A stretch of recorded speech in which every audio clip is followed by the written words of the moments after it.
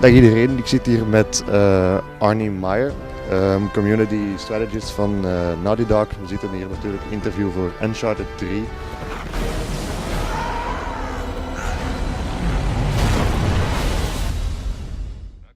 So Arne, can you tell us something about the setting of Uncharted 3? Sure. The actual physical setting for Uncharted 3, the ultimate climax of the story is the Rub al Khali Desert, which is also known as the Empty Quarter.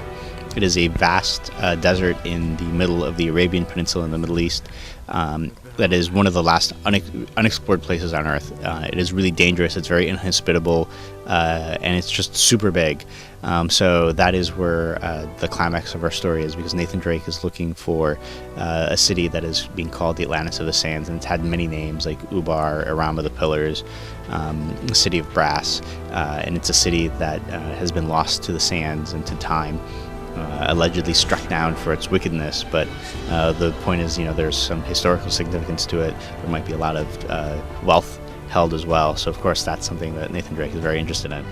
Yeah, and the sun, it's really looking amazing. We saw that in that presentation as well. Everything is correct, and it really really amazing, I have to say that. Can you tell us something about the new features of the game, like the melee combat? Sure, actually melee combat's one of my favorite sort of new gameplay features in the game, because we've tried to expand it a lot more. We realize that it's fun to be able to have physical combat with more than one enemy at a time. So it's this sort of brawl melee combat, being able to switch who you're fighting against, being able to grab somebody and push them away so you can fight somebody else. If you're being held, now we can have enemies grab you while another enemy comes to you, and you can either break free or kick the other enemy away. But it's also introduced the concept of counters. So as an enemy's going, he might come to punch you, and you'll have an opportunity to counter him depending on what his actions are, and you'll have a prompt to do that. It's let us create sort of these bigger fist fights with these characters. I guess we can call them just thugs, but they're like a lot larger characters that create a different dynamic when you're having melee combat. It's more of being able to wait and counter, and adds a little bit more strategy than just hitting square all the time. And then that just expanded to making sure that you could do melee combat contextually. So being able to use the environment, like put the guy against the wall and slam his head against it, or against a pillar, or against a table or something. But it means that you could, we've put in moments where the character could grab, let's say, a bottle from a bar and smash it over the head. So it's been really great. One of the things I always really like with it is when you're fighting against someone who has a gun. There are times where you can grab the gun, use the gun to take them out, or the one I've always liked, which is always not that easy to get, is you throw the gun at him and he'll grab it, and that's when you punch him. Or you can take your rifle and use it as a bat, basically. So it's really about expanding all the different ways you're doing it as well. So there's variety, and it looks interesting. Yeah, I'm really looking forward at the melee combat. I saw in the presentation that you could grab a person and pull out the pin of the grenade and push him away. So that was really fun to look. So I'm really interested in the melee combat. Uncharted 3 has a lot of multiplayer again. Was highly anticipated from Uncharted 2. What are the new features in the multiplayer this time? Almost everything. We took a look at what we did with Uncharted 2, and I think that was a really great attempt at multiplayer. And there's so many things we want to do with Uncharted 3 that we're almost starting from scratch. A lot of the basic core code, net code, was there. But it's everything from adding in new modes or changing some modes around, like Team Objective now rotates through the objectives during the match itself, to adding in free-for-all, which is something our community wanted, to be able just to do a pure deathmatch experience. To adding a hardcore mode, our community didn't want to have boosters, they just wanted skill versus skill, a very core deathmatch experience, so we put in hardcore mode as well. We approached the same thing for co-op, our co-op arenas, cycling through objectives as well. But a lot of our focus has been on being able to express your individuality in the game, and character progression and character customization. So not only do you have a lot of skins that you can play with, like heroes and villains skins, but you'll be able to change their outfit and what they look like. And both on the heroes and villain sides, there's a completely custom character as well, so you can sort of change everything from skin tone to the actual clothing they wear, and those are pieces that you'll unlock as you progress your character. And that extends to weapons. You can choose loadouts. You have 4 loadout slots, and you can choose what your starting weapons are. You can choose modifications to those weapons, so you can increase the clip size, or there's one where it has like a laser sight. So if you're trained on somebody, so your friends will see who you're aiming at. So there's emblems as well. You can create emblems that can be on your shirt, or it can be in the environment if you're the top player. I'm trying to think. There's just a ton of stuff that we're trying to do with it. We have to figure it out ourselves. Yeah, that's the best way. During the presentation, you told us something about PowerPlay, a new feature. Can you tell us something more about that? Sure. One of the things that we noticed with Uncharted 2 was that if you were on the losing or winning team of a game and there was a big spread between the scores, so if you were either on the upside or downside of a match that was maybe 5, 10, 15, 20 kills in between, that it started to be less fun. We saw a lot of people quitting if they were on the losing side, and that made it even worse. And on the winning side, people just started to get bored, and we wanted to find a way to keep it interesting. So we've introduced the concept of a power play. So if there's a particular score difference, what happens is a kind of mini game is introduced in the middle of the match.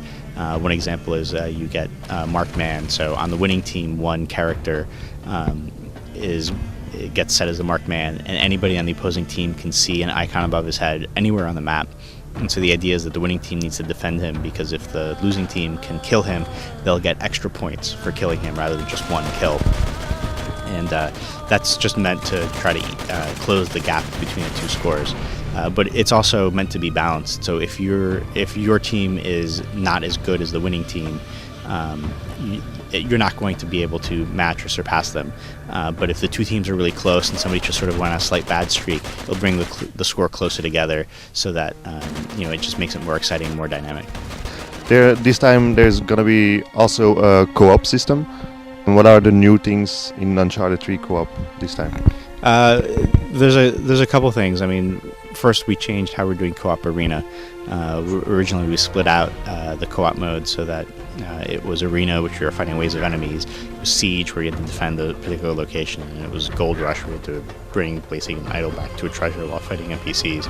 We've folded all of those into one co-op arena. So again, as you're playing through one match, it's changing, it's cycling through all of the objectives. So it's keeping things interesting. It's keeping you moving around the map. It's forcing everybody to play together as a team as the environments change, with the variety. We've added a new mode called Co-op Hunters, where the essence is it's two players playing cooperatively against a wave of enemies, but 2 of the waves of enemies are actually player controlled as well. So you don't, they look just like the regular NPC enemies, and that's really exciting because it's adding sort of that human element against these waves of enemies. And if you're on the villain side or the enemy side, as you are doing well, if you're getting a lot of medals, you're able to unlock more and more powerful enemies that you can spawn as, which is really great because it's giving you progression on that side, and you can switch sides, so you'll be able to play both heroes and villains. And then for Uncharted 3, we also took a look at the co-op adventure game type. It was something that was very popular with Uncharted 2, and we wanted to make it more satisfying. We sort of felt that you're given a goal, you're going from point A to point B, but that we could make it more interesting, and we wanted to imbue a little bit more of a narrative behind it. So there's a narrative that ties all of them in together, so that as you're playing all of the co-op adventure missions, you have this sort of overarching storyline that it's not the single player story, but it's in the Uncharted universe. So it gives you immersion into the universe, and it gives you a reason sort of to keep playing. It's interesting. This time with the multiplayer, you are be able to log in at the same PS3. How is that possible? Yeah, we have added split screen to all of the multiplayer modes, so both competitive and co-op. You can have 2 people log into the same PS3, and it'll split the screen into 2. And you can also log in as your PSN ID as well. So both players, their progress will be saved. So you're not just playing a guest account that is throwaway. It's really great that I can come over to a friend's house, we can both play split screen, and my progress from my own PS3 is there, and I can keep progressing forward. But again, it's through all of the modes. So I can play competitive, or I can jump on with you and play competitive or play cooperative. So we'll both be sitting on the couch together, and maybe the third person would join in from the net. But we've also added in an offline mode, or basically LAN play. So for co-op, we can sit down and basically just play co-op offline if we wanted to, which is a really great feature. I know a lot of our fans wanted to be able to sort of play with somebody that they know, so that gives them an opportunity to do that as well. But there's also Facebook integration. How does this function? Well, we've taken a look at a couple things. One of the things we've noticed with Uncharted 2 is that people tended to enjoy when they were playing in parties with people that they knew, that they just weren't thrown into a party of random people. It's both more satisfying because it's somebody you know, and people want to. They'll play together. They'll play more together as a team. They'll try to go for the same objectives, and it just created a more satisfying experience overall. And we're trying to find ways to do that. And we noticed that a lot of people on PSN, they've met people on PSN, that's how they have their friends list. And maybe some of them are real life friends, but maybe they're just people they've met because they like playing with them. But with the sort of the size and the critical mass that Facebook has increased, and the fact that it's integrated into the PS3 XMB for a while already, there's a great way to have you seek out real life friends. And that's the best place to do it right now. So we're able to have you see your friends list. So if you've got your Facebook account linked and you pull up a friends list, you'll not only see your PSN friends, but you'll see all your Facebook friends with their real names and their pictures and everything that you're pulling in from Facebook. So that way, maybe there's a friend that you don't know has played Uncharted 3, you can play with them, and you can invite them straight into the game that way. And then we've taken that a step even further. Not only can you upload videos to Facebook as a way to sort of send what you're playing in the game out, but we have a really interesting mechanism where if you've unlocked a treasure, or if you received a treasure, or you've gotten a type of cash, or if you unlocked a unique weapon in the game, you have the option at the end of the match to share it to Facebook. And it'll post something on your wall, and it won't be, just I completed level X, but it will be, that you've unlocked something and that you're trying to share it with your friends that might have Uncharted. And if you post something and I see you post that on the wall and I want that gun or treasure, I can click on it.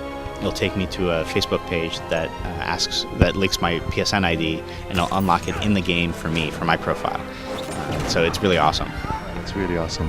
Yeah, we're gonna wrap things up. I want to thank you again for the interview, and good luck with the game. Sure. Thank you.